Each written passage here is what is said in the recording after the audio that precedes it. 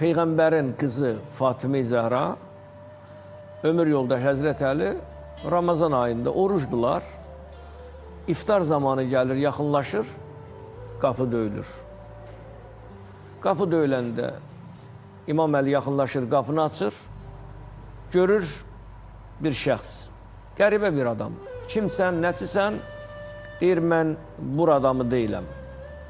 Mən bir yoxsulam, möhtacam, eşitmişəm, sən mərhəmətli insansan, ehtiyacın var yeməyə, qidaya. Həzrət Əli baxır süfrəyə, baxır övladlarına, ailəsinə, götürür, süfrədə olan nimətləri verir, özləri su ilə iftar edirlər. Süfrədə nə idi? Su idi, xurma idi, süd idi, belə duz. Verir, su ilə iftar edirlər. Sabah da oruc olurlar. Yenə də ailə bir süfrədə, bir masa ətrafında yığışır, qapı döyülür. Gör Allahın sınağına baxın.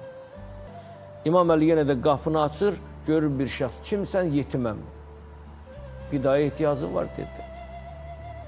İmam Əli həmən dünən etdiyi hərəkəti yenə də bugün təkrar edir. Onlar yenə də su. Əlbəttə, bu narahatçılıqdır. Heç bir şey demirlər ailə olaraq.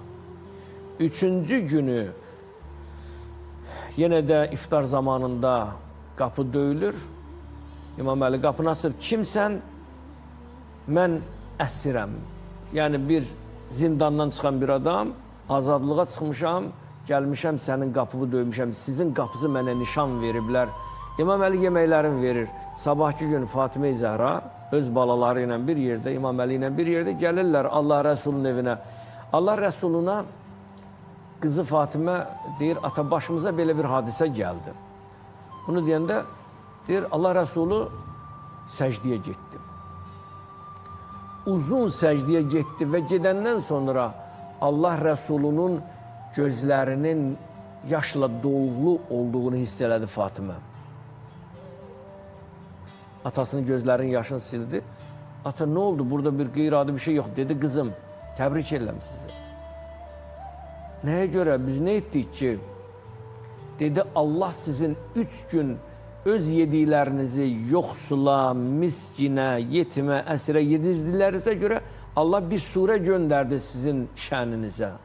İnsan surəsi.